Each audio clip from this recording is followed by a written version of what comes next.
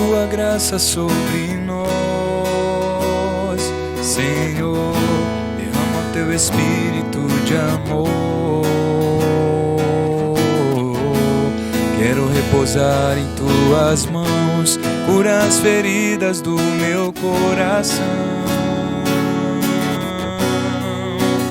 Ó Espírito Santo de Deus, transforma minha vida em oração e adoração. Quero mergulhar na tua graça, Senhor, seguir a unção, tua unção. Ó Espírito Santo de Deus, transforma minha vida em oração e adoração. Quero mergulhar na tua graça, Senhor, seguir a unção, tua unção. Queridos irmãos e irmãs da comunidade Sementes do Verbo, queridos amigos que se juntam a esse percurso de antropologia, e a segunda parte, esse momento é a segunda parte sobre o tema da dependência afetiva.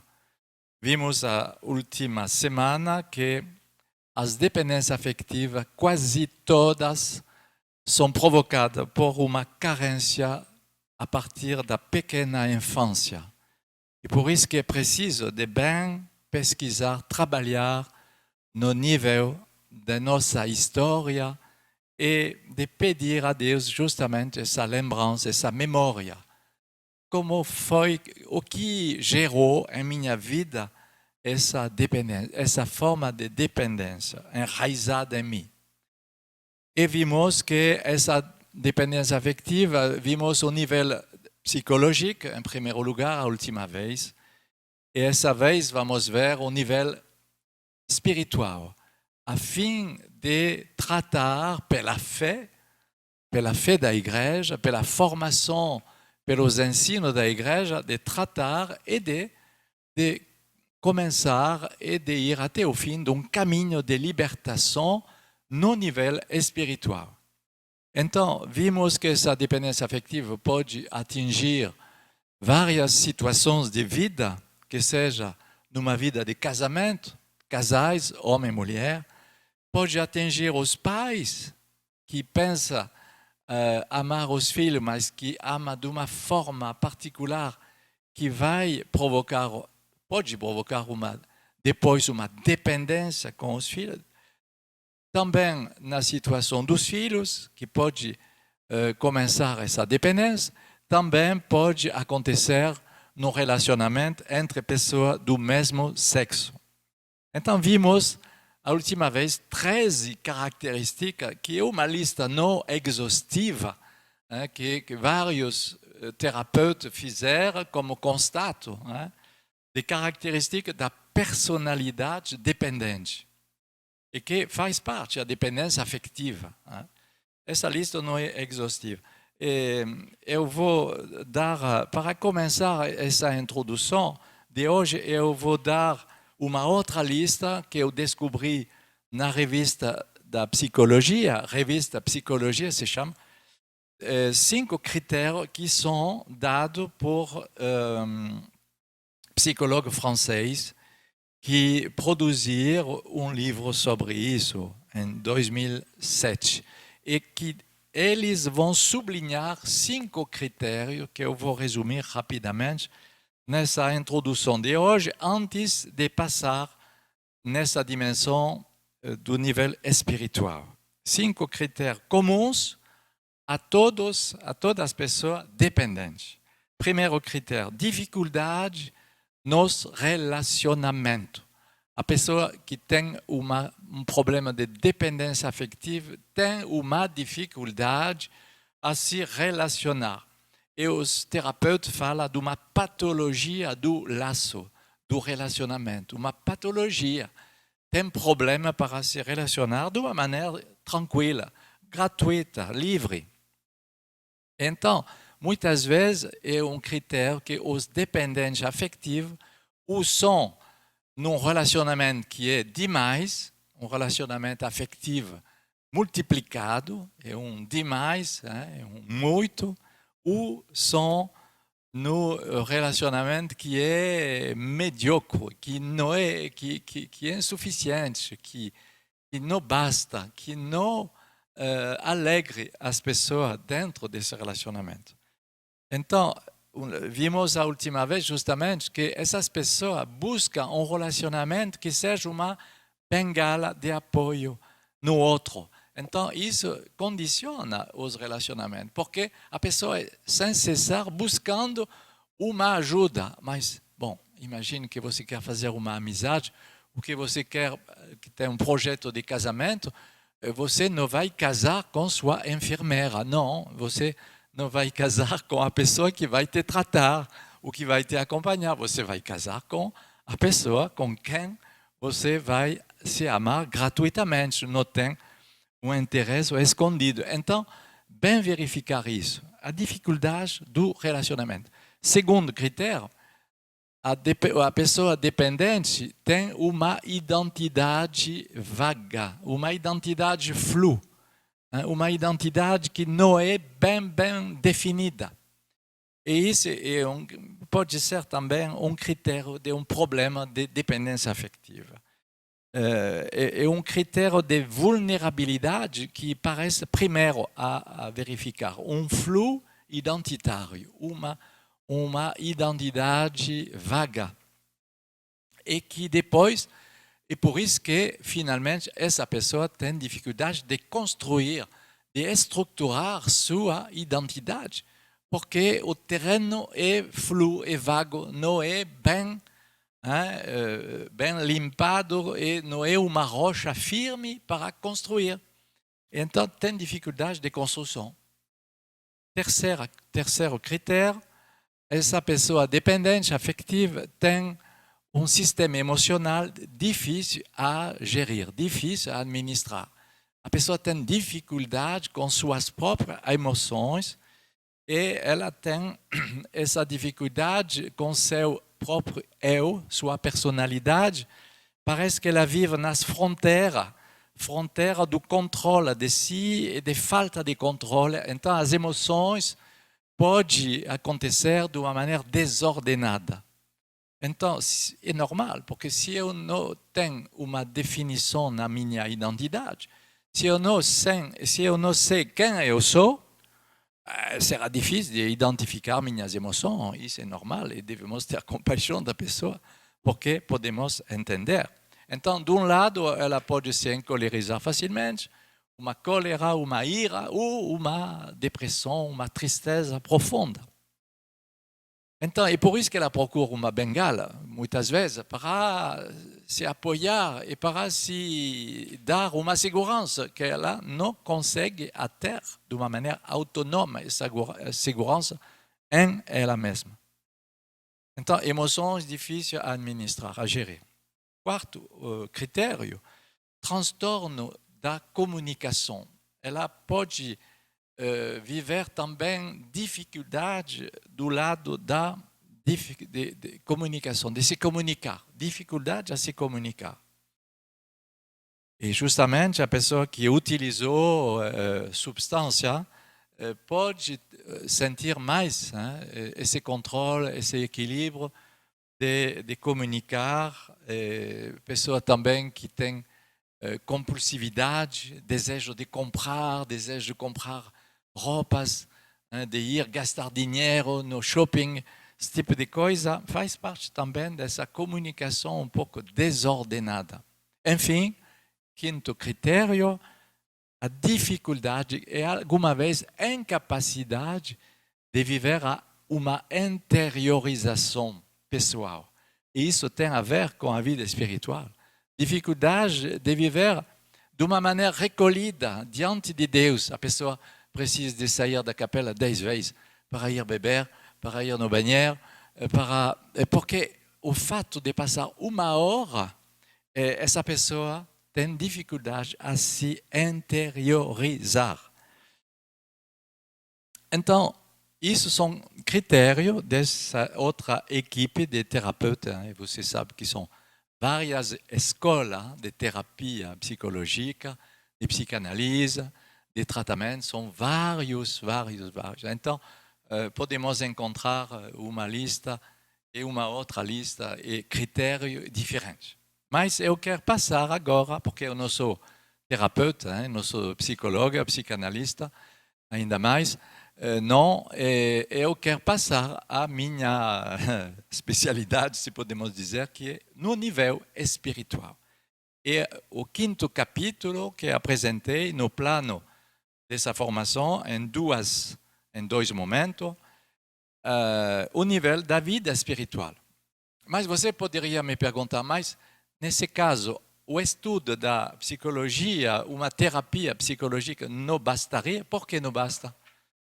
Simplesmente porque o homem e a mulher são constituídos no seu corpo, seu coração, sua alma e seu espírito, são constituídos como uma pessoa espiritual. Então, o psicológico não vai poder preencher o espiritual.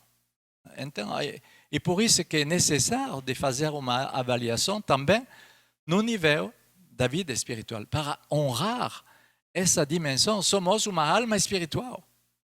Temos cada um de nós, uma dimensão do espírito que foi criado à imagem e semelhança de Deus. E mesmo se você resolve alguns transtornos na terapia, na psicologia, a dimensão da fé, a dimensão da vida moral diante de Deus, do que é bem, do que é mal, da consciência diante de Deus, da vida moral de obedecer ou de desobedecer, de viver no pecado ou na graça, tudo isso é a vida espiritual. Não é a vida psicológica que pode me dar resposta no plano da vida espiritual. E por isso que vamos deixar um pouco ao lado agora essa dimensão da psicologia para entrar nessa dimensão da vida espiritual. São Paulo vai dizer nessa pregação em Atenas, que foi um fiasco, foi terrível, foi um fracasso na sua missão de evangelização, na segunda viagem missionária, Atos 17, 28, ele fez um bom testemunho, uma boa pregação, mas as pessoas de Atenas não eram prontas para acolher. Mas ele diz uma coisa que não é de Paulo, ele cita um poeta grego que diz: nele vivemos, nele nos movemos e nele existimos. Voilà. Bonito. Nele, Deus, vivemos, nele nos movemos, nele existimos. Então, precisa de viver uma dependência a Deus. Eu não posso viver uma dependência afetiva que vai me impedir, que vai me privar dessa dependência a Deus. Eu não posso me tornar independente em relação com Deus. E mesmo se eu escolho de me tornar independente com Deus, Ele vai continuar de me dar a vida, Ele vai continuar de me amar, Ele vai continuar de cuidar de mim. Então, mesmo se eu não reconheço, mas eu dependo de Deus. Nele vivemos, nele nos movemos, nele existimos.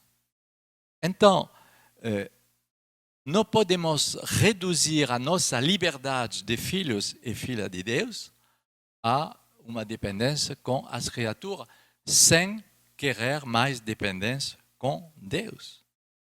E senão, vai produzir uma desordem, que vai produzir uma desordem não somente psicológica, mas uma desordem moral e uma desordem espiritual, porque se torna dimensão de pecado. Virar as costas de Deus vai finalmente me autorizar a viver no pecado. O problema é isso muitas vezes. Mesmo se eu não escolho diretamente o pecado, dentro da dependência afetiva humana vai ter uma consequência indireta com o pecado. Pelo menos, uma consequência que seja direta ou indireta com o pecado. Então, do mesmo modo que falamos de 13 características da dependência afetiva no plano da ciência da psicologia, eu quero dar 8 critérios a trabalhar por uma pessoa dependente afetiva que quer trabalhar em vista da sua libertação espiritual. 8. Primeiro critério: encontrar a primazia do amor de Deus. Se diz primazia, primato, primazia, primazia do amor de Deus. Encontrar essa primazia ou reescolher a primazia do amor absoluto de Deus. Porque cada um de nós, com sua dimensão espiritual, é chamado a um amor absoluto que vai te preencher completamente. Nós somos chamados a parcialidade e pequenas coisas. Nossa alma é chamada a esse amor absoluto. E se Deus não é escolhido com esse amor absoluto, tem outra coisa que vão dever preencher. O problema é isso. Cada pessoa é uma alma a ser preenchida por um absoluto. Só o absoluto pode preencher uma alma humana que é feita, que tem essa vida do espírito. E também cada pessoa humana é feita e chamada a um dom, a uma vida oblativa a se oferecer. De modo que uma alma humana é feita para receber de uma maneira absoluta e dar de uma maneira também absoluta. Então, essa dimensão é muito importante e o Deus é reconhecido como o primeiro, ou senão ele será no segundo lugar ou talvez no último lugar. E quando Deus não é no bom lugar, tem no fundo do ser humano algumas paralisia, algumas identidades vagas, como falamos. E se Deus não é no seu bom lugar, finalmente, como eu vou conseguir amar o segundo mandamento? Tu amarás também o próximo como ti mesmo. Se eu não começo a amar Deus, eu vou ter dificuldade a amar o meu próximo. Santo Agostinho escreve: Tu nos criou por ti, Senhor, e nosso coração é inquieto antes de repousar em ti. Exatamente isso. Antes de repousar em Deus, nossa alma é inquieta, nossa alma não é segura, nossa alma está errante. O único que vai preencher sua sede de amor absoluto é Deus. Deus manifestado em Jesus Cristo. Pode me apresentar qualquer criatura maravilhosa, mas ninguém é capaz de te amar como te amou Jesus Cristo.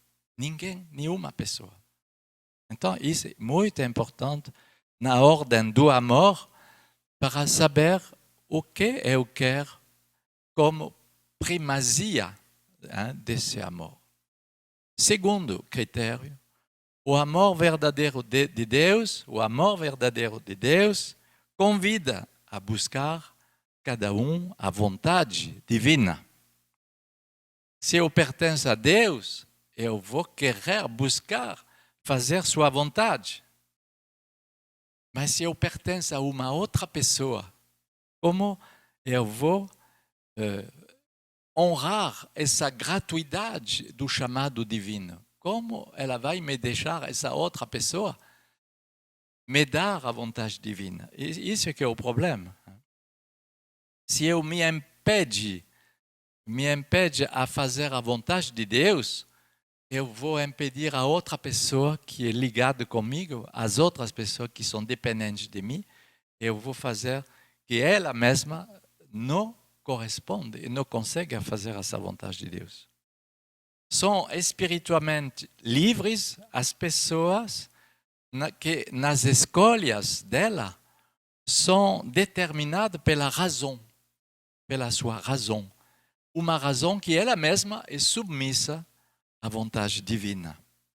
E só assim que a pessoa vai renunciar às suas paixões, porque senão, ou a razão vai governar, e a razão inspirada pela vontade de Deus, uma razão livre, submissa e dependente de Deus na liberdade, é essa razão que vai funcionar e governar, ou serão uma ou várias paixões que vão me dominar. Então, quando uma pessoa humana não escolhe a primazia de Deus e a primazia da vontade de Deus, o risco é que ela vai escolher uma criatura. O problema é isso. E essas escolhas que são numerosas, que podem ser numerosas, vão obscurecer a inteligência e vão tornar fraca a vontade na medida que são repetidas e vão provocar novas feridas. Então, o problema dessa dependência afetiva é que as pessoas não se tornam livres, mas se tornam escravas e vão tornar escravos os outros. A liberdade espiritual, da perfeição moral, vem de uma vontade livre, que escolhe o bem. E isso vem, é resultado e consequência do amor de Deus na vontade, na inteligência, na vontade e na memória, em nossas faculdades. Então, a dependência afetiva deve ser tratada com essas escolhas da inteligência, da vontade e da memória.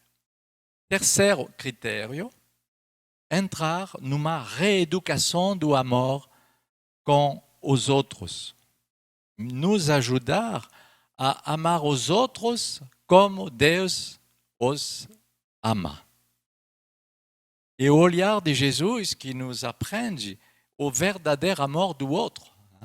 Marcos 10, 21, o jovem rico que diz, Jesus, antes de pedir as exigências do amor, uma única coisa te falta, antes de dizer as exigências do amor, Jesus vai mostrar todo o amor que ele tem por ele. Ele olhou, ele fixou seu olhar sobre ele e Marcos diz, ele o amou.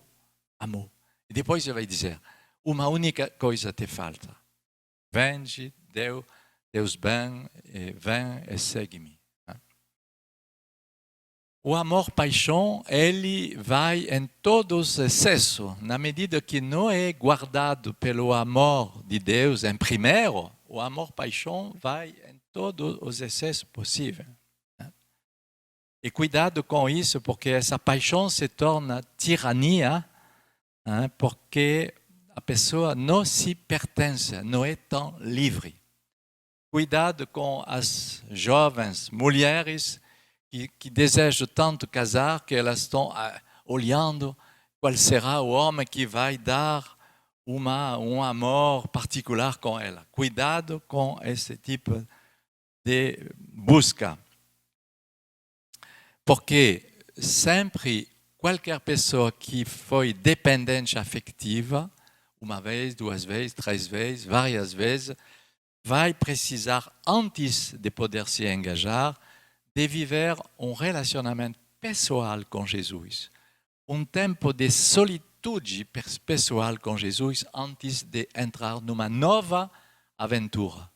Precisa de deixar posar as paixões, acalmar, pacificar as paixões antes de entrar num caminho profundo que pode ser um caminho sério de amor com uma outra pessoa. Amai-vos uns aos outros como eu vos amei. E para permitir que seja um amor como Jesus amou. Justamente desentupido, desinfectado e purificado das paixões. Depois, esse amor verdadeiro do outro, a partir do amor de Jesus, é um amor gratuito, desinteressado, é um amor de benevolência, um amor pelo outro, não é um amor por mim em primeiro lugar, para mim em primeiro lugar, não, é um amor em vista do outro, para dar o outro feliz, não é para utilizar o outro, porque quando é uma utilização, como dizíamos, uma bengala, então é a porta ao lado da manipulação. Finalmente, eu vou amar o outro manipulando ele para mim, e buscando coisas, explicações sempre, de fato que o outro seja meu servo, minha bengala, minha ajuda, minha complementaridade, mas no sentido exagerado. Então, nesse caso de manipulação, pode precisar uma separação para poder ser verdadeiramente livre. Mas as pessoas que vivem isso têm dificuldade de entender racionalmente, porque, meu Deus, separação diz angústia da solitude. A pessoa não suporta a ideia da solitude. E, portanto, seria a ocasião da graça de Deus de aceitar essa solitude da pessoa, porque senão ela vive só dependente. Então, de restaurar a verdadeira solitude diante de Deus, porque nascemos só e vamos morrer só diante de Deus. Você pode pensar tantas pessoas que morrem nesses dias com essa pandemia e que são isolados de seus familiares, porque não podem se aproximar, eles morrem sozinhos. Mas é verdade que, de um certo modo, é nossa vida, nossa existência assim. Né?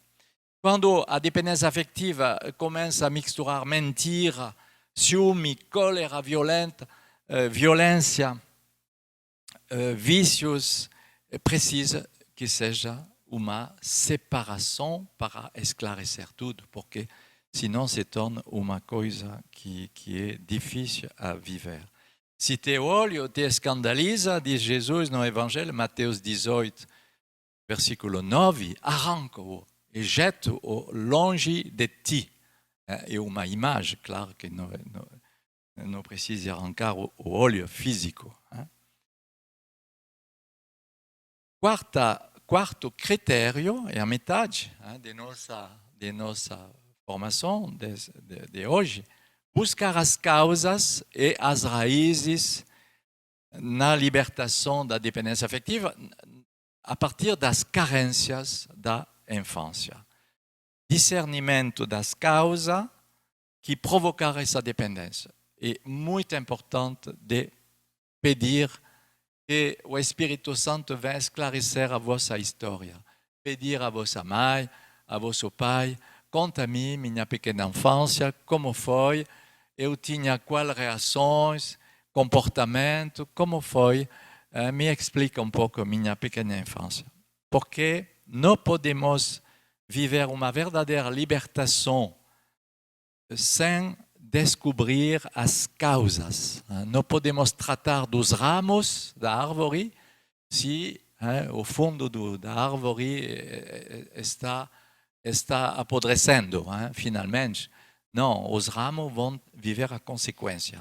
Então devemos buscar em todas nossas faculdades como acontecia minha pequena infância e também minha vida espiritual, como eu vivi meu relacionamento com Deus a partir de minha infância. Também é importante isso, para não fugir de mim mesmo. Como foi meu relacionamento com Deus a partir dessa infância. Quinto critério, tomar o caminho de uma autonomia pessoal. Começar um trabalho de autonomia pessoal. De cortar assim os reflexos da dependência que finalmente eu vou alimentar. Eu vou alimentar essa tendência com olhar, com palavras, com comportamento com os outros que vão... Não, eu vou começar a aceitar um trabalho de autonomia espiritual. Isso é muito importante. E, de novo, podemos ver os conselhos do terapeuta que vai dizer 5 pontos. Seja ti mesmo. Seja ti mesmo. Antes de cuidar dos outros, de olhar como os outros te olham, seja quem tu és, tu mesmo, diante de Deus. Nós dizemos do lado espiritual, diante de Deus, no olhar da fé. Seja ti mesmo, antes de considerar como o outro te olha e espera de ti. Segundo, para de querer salvar os outros. Então, são alguns que são muito espirituais no meio de nós que vão dizer, então, é a sede das almas, como vamos fazer? Não vamos ter mais evangelização e a salvação das almas, você não considera isso? Sim, mas alguma vez é uma fuga de si mesmo, que não é justo diante de Deus. Você vai evangelizar os outros na medida que você sabe quem você é diante de Deus. Segunda razão, para de querer salvar os outros. Fugindo de ti mesmo, significa. Terceiro critério, aprender a controlar tuas emoções. Aprende a controlar tuas emoções. Não vai seguir tuas emoções, que dia, de uma maneira compulsiva, você diz, eu vou embora, eu vou comprar coisa, eu vou fazer outra coisa. Bom, cuidado, calma. A calma pacifica, controla as emoções. 4, aprende a assumir tuas pequenas responsabilidades. Se você quer que seja confiada outras responsabilidades, aprende a ser fiável, confiante nas tuas responsabilidades confiadas pelos outros. E, enfim, não procura a mudar os outros, mas começa você mesmo a mudar. Trabalho de conversão a fazer. Começa a mudar você, sem justificar. Não, os outros são assim, então me permite de ser assim. A culpa dos... Não, isso é orgulho, de tratar, de se justificar acusando os outros. Isso era o 5º ponto.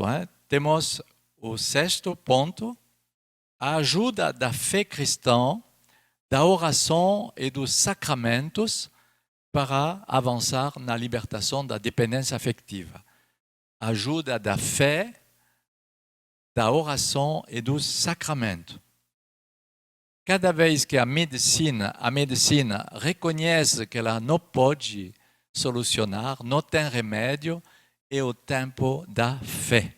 Essa pandemia que vivemos é verdadeiramente um tempo da fé. Porque cada dia ouvimos falar de pessoas em situação de doença grave e de morte. Entre 1.000 e 1.200 mortes por dia nesse momento. No Brasil, e uma guerra continua. Então, que nos faz nos colocar em frente de Deus, considerando a minha vida e minha morte.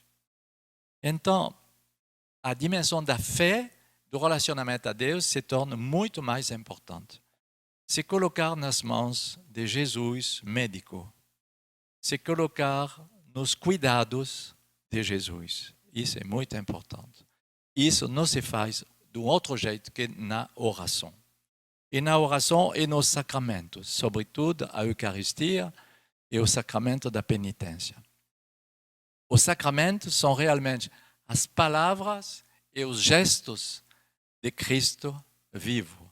Ele nos deixou 7 sacramentos. Então é bom de viver também a partir de nossa oração e da vida do sacramento celebrado.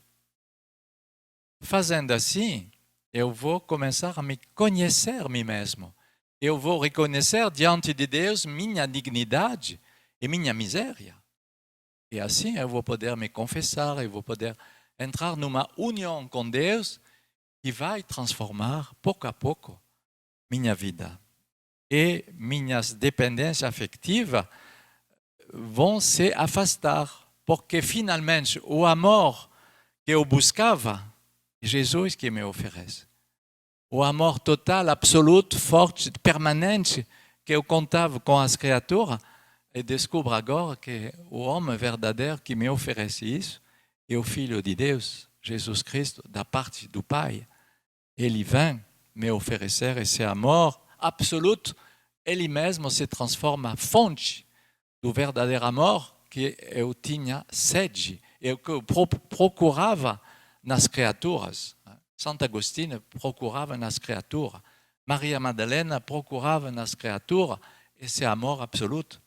Esse amor, e descobrimos que ele se torna fonte do verdadeiro amor que pacifica, que cura minha alma, meu corpo, minha vida, meu equilíbrio. Número 7. Buscar e trabalhar as virtudes, especialmente da humildade, da verdade e da honestidade com mim mesmo. Eu repito, virtude a buscar de humildade, porque finalmente na dependência afetiva tem muito orgulho. É lógico, porque eu me torno o centro, hein? Tudo é centrado sobre mim, e as pessoas devem me amar, eu me torno dependente dela, e ela se torna dependente de mim. Então é lógico, esse é um sistema que é baseado sobre o orgulho da pessoa. Então é por isso que a chave que vai funcionar será atos de humildade. Humildade, verdade sobre mim mesmo, que eu chamo de honestidade. Honestidade, reconhecer honestamente quem eu sou, minhas misérias, o que eu preciso, minhas necessidades. Voilà. E aceitar também que tudo que eu vivo como escravidão não é a culpa da sociedade, não é a culpa da instituição onde eu trabalho, não é a culpa da comunidade onde eu vivo e eu me engajo, não é a culpa dos outros. Não, tem a ver também com minha própria maneira de olhar a mim mesmo. E por isso que a honestidade de se olhar diante de Deus e diante dos outros, como eu sou. E, finalmente, essa libertação profunda vai começar na medida que eu sou pronto a ouvir a verdade. A liberdade vem da verdade. João 8, 32. A verdade te tornará livre. Então, a libertação começa quando eu sou pronto a aceitar a verdade sobre mim mesmo. Isso é por isso que é muito importante. E por isso precisa um pouco de humildade. E alguma vez uma humildade que deve ser conquistada, que não é fácil. Hein? Temos a impressão de perder passando pela humildade. A humildade nos faz passar embaixo. Então, alguma vez, o orgulho a nós resiste com isso. Hein? Ok? E, enfim, chegamos ao oitavo critério, aceitar uma nova solitude pessoal, uma nova autonomia pessoal no encontro pessoal com Jesus. Eu preciso de fazer um novo encontro com Jesus para me encontrar só mais feliz, só diante dele, mais feliz dessa solitude pessoal diante dele. Porque a partir de uma união de amor, uma comunhão nova com Jesus. E isso é muito importante, e isso faz referência à carta de São Paulo, Efésios 3, 19 e 20, Efésios 3, 19 e 20, que diz: vocês entrarão pela vossa plenitude, em toda a plenitude de Deus. Que maravilha! Entrar com minha pequena, mas importante, plenitude em toda a plenitude divina. Isso que cada um de nós tem sede de viver. Mas por isso preciso uma solitude, de um relacionamento pessoal, preciso do silêncio para se encontrar só a Ele, com Ele. Tempo de solitude que não devemos perder. O amor, depois vai se tornar o amor da solitude. Vocês vão querer outros momentos depois. Vocês vão buscar outros momentos de solitude se você faz essa experiência. E por que é importante? Porque senão, a pessoa que não vive isso, ela fuge de ela mesma. Ela fuge nas outras coisas. Ela fuge nas festas, no álcool, ela fuge na dança, não sei o quê, nas amizades, na dispersão, nas coisas do mundo. Mas depois, ela volta a se encontrar, dever se encontrar ele mesmo. Então, não atrasa esse momento de solitude, não precisa de fugir. Agora, para concluir, e para evitar de buscar na multidão dos rostos, o quem eu sou, e se eu sou autônoma, de buscar na multidão dos rostos dos outros, se eu sou bem, se eu não sei quem eu sou, precisa de que Jesus venha me aprender quem eu sou verdadeiramente, o verdadeiro amor de si mesmo. E isso é uma chave e um segredo muito importante para nos aprender a amar os outros. Porque tu amarás teu próximo como tu te amas. Então, de descobrir o verdadeiro eu com Jesus e de parar tudo que é a lista das coisas que não prestam, das coisas negativas sobre mim mesmo, mas de receber positivamente minha verdadeira identidade, meu verdadeiro amor com mim mesmo, é isso que ninguém pode substituir, que só Jesus pode me ajudar a descobrir. E justamente é o tema da próxima semana, que será aprender com Jesus a justa estima de mim mesmo. E será o próximo tema a semana que vem desse percurso de antropologia. Mas são esses 8 critérios que eu queria vos passar de uma maneira um pouco resumida, mas você pode depois desenvolver cada um para descobrir, meditar, rezar sobre cada um. São referências também que eu gostaria de vos deixar para ajudar a tratar a dependência afetiva. João 21, 15, quando Jesus vai dizer a Simão Pedro: Simão, filho de João, tu me amas mais que aqueles, mais que todos aqueles, tu me amas mais? A primazia do amor a Jesus, do amor de Jesus. Mateus 10, 37, 39, Mateus 10, 37, 39, que ama seu pai, sua mãe, mais que eu, não é digno de mim. Que ama seu filho, sua filha, mais que eu, não é digno de mim. Que não toma sua cruz, não me segue atrás de mim, não é digno de mim. Que encontra sua vida, vai a perder. E que perde sua vida por causa de mim e do Evangelho, a encontrará. É uma lógica completamente diferente da lógica do mundo. E por isso que as terapias e a psicologia não basta para solucionar a verdadeira libertação da dependência afetiva, porque nossa pessoa é também uma alma espiritual que precisa do amor de Deus manifestado em Jesus Cristo.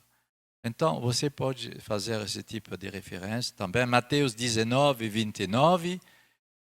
Quem deixará casa, irmãos, irmãs, pai, mãe, filhos, campos, por causa de meu nome, receberá agora bem mais e na herança a vida eterna. São 2 laços materiais, dois laços materiais, casas e campos, mas 5 laços afetivos. 5. Irmãos, irmãs, pai, mãe, filhos, por causa de mim. Santa Teresa d'Ávila escreve no Caminho da Perfeição, capítulo 4, nessa casa onde moramos, as irmãs, ela fala com as carmelitas, todas religiosas devem ser amigas. Todo deve se assistir. Eu vos conjuro, guardai-vos dessas amizades particulares, mesmo que seja santa.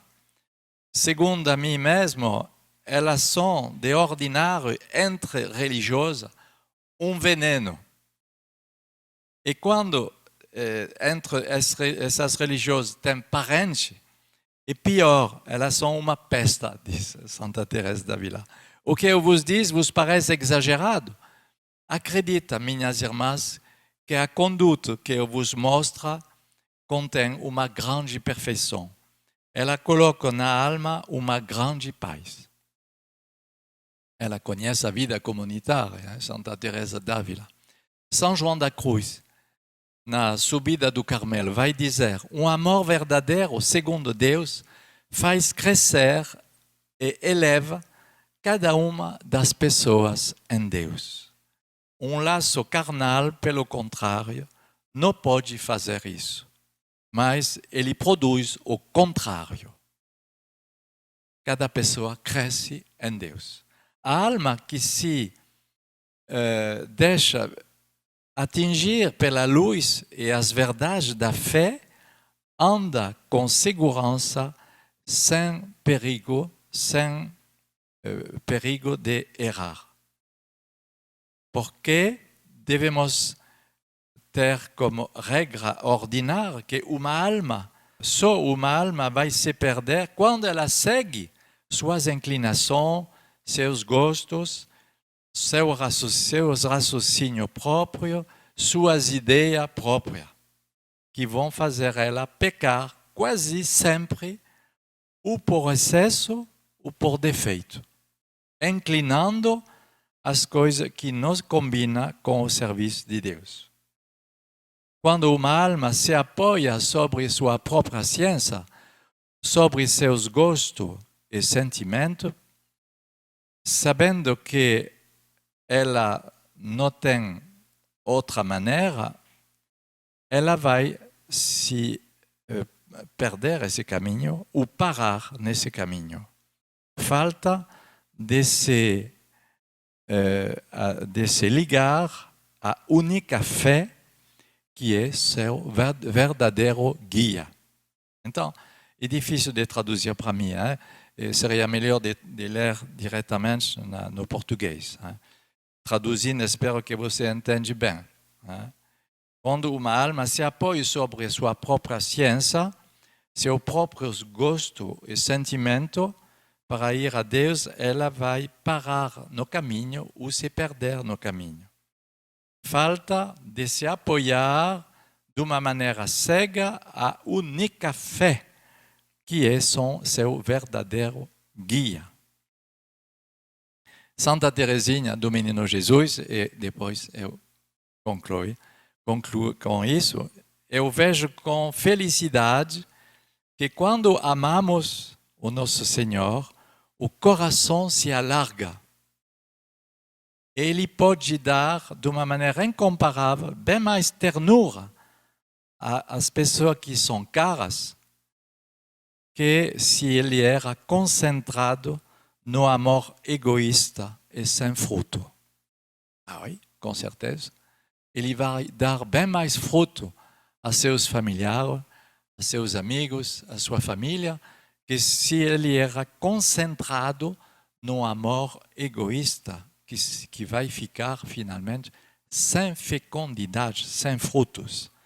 Quando amamos o Senhor, nosso coração se alarga e podemos dar bem mais ternura, bem mais amor verdadeiro aos outros. Então, eu desejo por cada um de vocês que você viva essa grande libertação espiritual sobre qualquer forma de dependência terrestre que você pode viver. Assim seja e que Deus em tudo seja glorificado.